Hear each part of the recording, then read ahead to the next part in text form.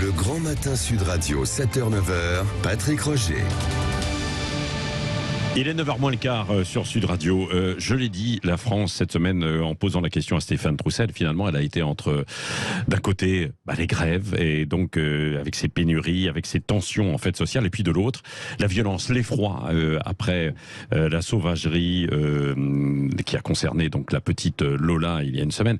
C'était des questions que l'on se posait. Est-ce que c'est un fait divers, simplement, ou alors ça va au-delà avec Lola? Et Patrick, Stéphane Troussel vous a expliqué ce que c'était. Oui, il nous a expliqué, circuler, il n'y a rien à voir, il n'y a rien à dire, et surtout, il n'y a rien à faire.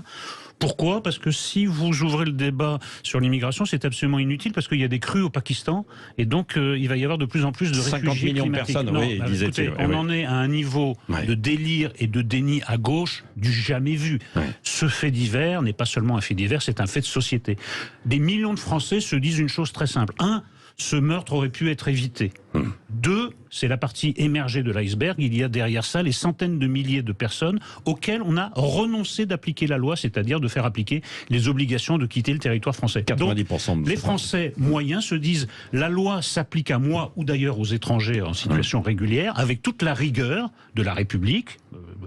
Notre système des impôts est très efficace de ce point de vue-là, par exemple, mais il y a des centaines de milliers de personnes pour lesquelles la loi ne s'applique pas, tout simplement parce qu'on ne se donne pas les moyens de l'appliquer. Si M. Troussel et les autres bonnes âmes de gauche, qui est pourtant mon camp idéologique, ne voient pas le problème, c'est qu'ils ne verront jamais le problème. Mais je pense que la sanction des milieux populaires, qui en sont de ce discours et qui en sont aussi révulsés que moi, sera très sévère. Oui, Guillaume Bigot. Moi, cette polémique sur la récupération, j'ai beaucoup de mal à la comprendre, parce que finalement, est-ce qu'on peut faire de la politique sans récupération ? Toute politique est récupération. La politique, ce n'est quasiment que ça. Il y a un général de Gaulle a récupéré la défaite de 40 et on a fait quelque chose. Qu'est-ce que c'est la politique au fond ?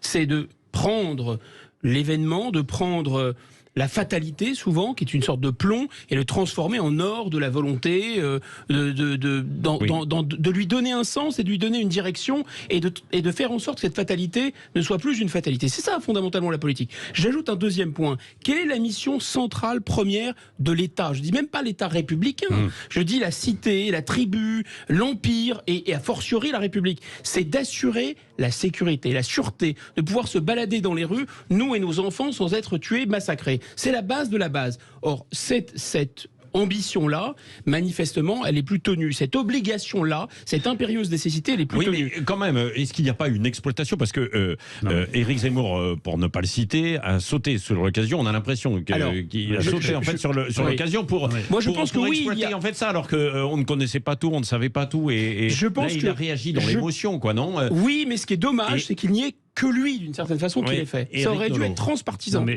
ce débat sur la récupération est inepte. Au moins pour 2 raisons. D'abord, parce que les accusations sont portées par des professionnels de la récupération.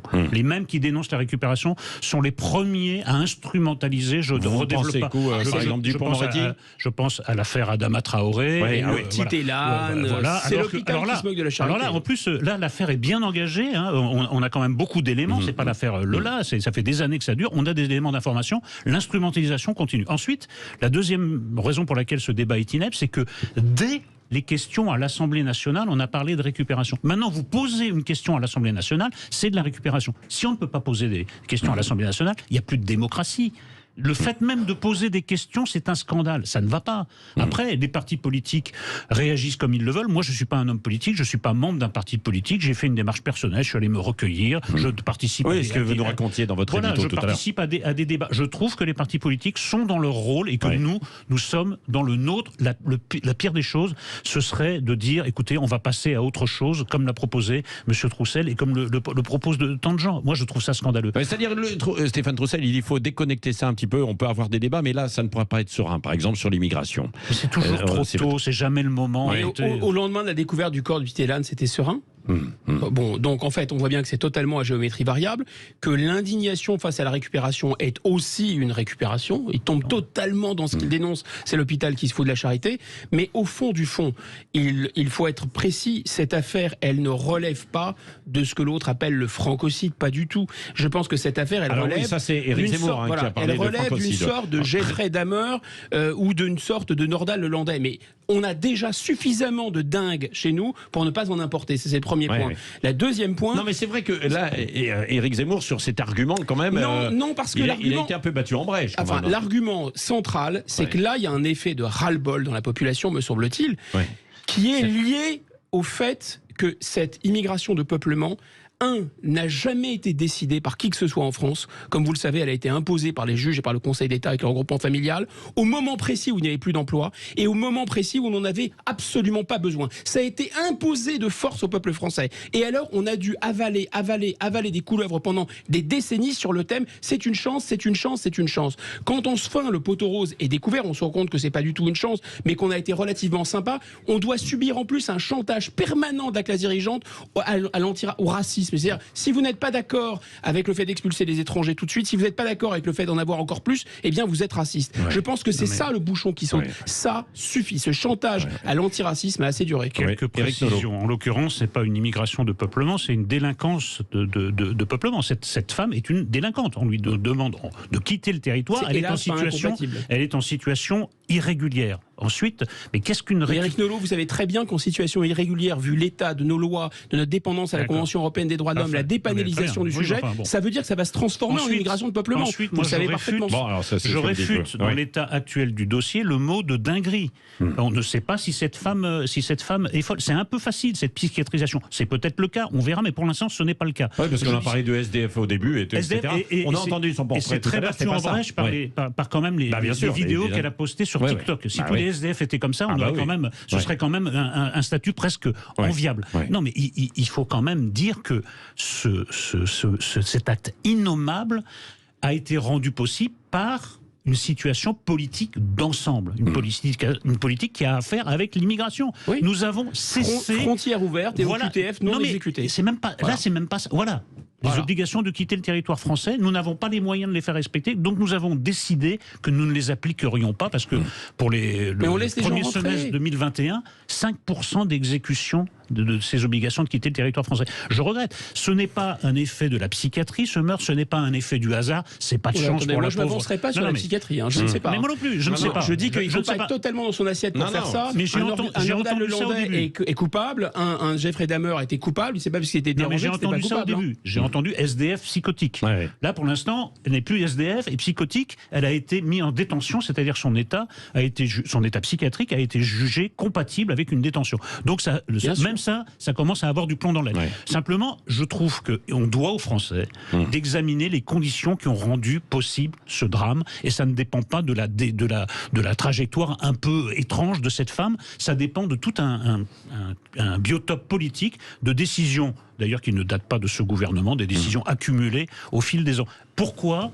Je ne veux pas accabler M. Troussel, mais pourquoi M. Troussel et tant d'autres nous disent qu'on n'a même pas le droit de poser des questions, qu'on n'a même pas le droit de débattre? Dès que vous ouvrez la bouche, vous êtes un récupérateur. Non, mais c'est parce qu'il veut dire, c'est qu'après on va stigmatiser en fait une population, qu'elle soit... C'est fantastique que vous disiez ça, parce que c'est ça qui ne passe plus. C'est ça qui ne passe plus, parce que comme on disait, comme nous disaient nos professeurs de philosophie en terminale, il faut détecter le présupposé du sujet. Ce procès en permanence de cette classe dirigeante minable, c'est-à-dire que oui, mais attention à l'amalgame, pourquoi? C'est quoi le présupposé? Le présupposé, c'est qu'il y aurait un postulat de départ, c'est que le peuple français serait massivement raciste. Et donc, si on lui dit la vérité, automatiquement, ça va générer, en fait, de l'amalgame, du racisme, etc. C'est ça qui est insupportable. Parce que ce qui est injuste, c'est de faire rentrer des gens dont on n'a pas besoin. Ce qui est inique, c'est de partir du principe que les Français sont racistes et qu'on les accuse d'un racisme qu'ils subissent désormais eux-mêmes. Écoutez, quand je suis allé me recueillir devant dans le désormais malheureusement fameux 119 rue Manin, il y avait des gens de toutes origines qui déposaient des fleurs, qui laissaient des mots, il y avait des femmes voilées, il y avait une couleur particulière. Oui, voilà, c'est complètement ridicule. C'est une émotion qui unit les gens bien au-delà de leurs origines ethniques. Enfin, c'est inouï de croire que les gens les Français de toutes origines en ont marre que les OQTF avec Richard. Il nous reste une minute, je voudrais qu'on conclue avec Richard qui nous appelle au 0826 300 300. Bonjour Richard. Oui, bonjour Patrick et bonjour à vos invités. Oui, vous les avez entendus. Vous, votre réaction, votre sentiment? Mais écoutez, moi, mon sentiment, c'est que c'est sûr que la sécurité n'est plus vraiment assurée. Moi, ce que j'aurais souhaité aussi, c'est rebondir sur quelque chose. Moi, je vis une partie de l'année en Andalousie. Oui. en Espagne. Et je peux vous dire que le rapport à la sécurité, à la délinquance, il n'est plus le même, quoi. Moi, quand j'ai des touristes qui viennent, je m'occupe d'une structure de vacances. Quand j'ai des touristes français qui viennent, au bout de quelques jours, ils sont beaucoup plus à l'aise, etc. Ils me disent, mais c'est impossible. On se promène dans les rues de Séville à 2h du matin, aucun souci, tout est tranquille, même des filles toutes seules. Ouais. Donc, quand on dit qu'il y a un vrai problème français, en tout cas, moi qui peux le comparer à ce qui se passe dans le sud de l'Espagne, je peux vous dire qu'il existe vraiment, quoi. Le rapport à la délinquance est différent et à l'insécurité également. Ouais. Pourquoi ? L'immigration a sûrement un jeu à jouer, puisqu'on peut dire que l'immigration, c'est pas l'immigration en tant que telle, c'est le problème de la culture. Ouais. C'est-à-dire le rapport à la culture, à la violence n'est pas le même dans certains pays. Certaines personnes arrivent avec un rapport à la violence qui n'est pas le même, et obligatoirement, c'est pas en quelques années que tu vas perdre ta culture et ton rapport à la violence. Je veux dire, quand tu arrives dans ce pays, malheureusement, tu gardes ce rapport. Donc il faut qu'il y ait en fait une forme d'encadrement et puis adopter les valeurs de notre République. Oui, ça c'est un autre débat. Ouais, Merci. mais je pense que c'est trop tard. Trop tard. Non, mais c'est jamais trop tard quand même, Richard, parce que sinon on n'avance plus. Merci en tout cas de vos réactions. Dans un instant, c'est Christine Bouillot, les débats. Jean-Jacques Bourdin, évidemment, tout à l'heure 10h30, 12h30. André Berkoff, et puis toutes les émissions. Ce soir, les vraies voix. Ce week-end aussi, spécial mondial de l'auto, équipe auto, avec Jean-Marie Bordry en direct et Parlons Auto, Jean-Luc Moreau qui sera en direct là-bas. Allez, bon week-end.